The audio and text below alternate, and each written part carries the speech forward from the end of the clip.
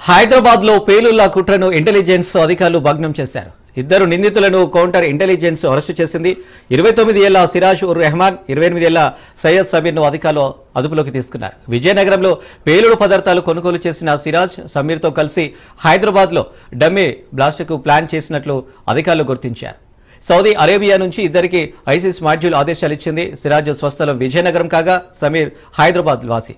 సిరాజ్ తండ్రి పోలీస్ శాఖలో పనిచేస్తున్నట్లుగా తెలుస్తుంది. ఉగ్రవాదానికి ఆకర్షితులైన ఇద్దరు అనుమానితులను ఇంటెలిజెన్స్ అధికారులు అదుపులోకి తీసుకున్నారు.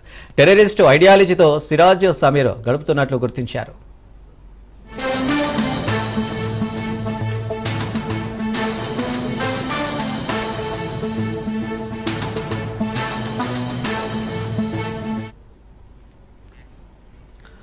హైదరాబాద్ లో పేలుళ్ల కుట్రను ఇంటెలిజెన్స్ అధికారులు భగ్నం చేశారు. ఇద్దరు నిందితులను కౌంటర్ ఇంటెలిజెన్స్ అరెస్టు చేసింది.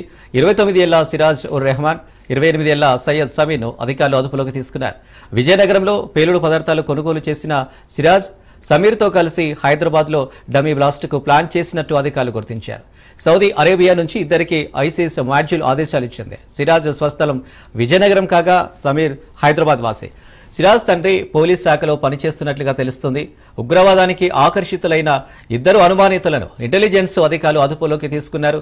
టెర్రరిస్టు ఐడియాలజీతో సిరాజ్ సమీర్ గడుపుతున్నట్లు గుర్తించారు.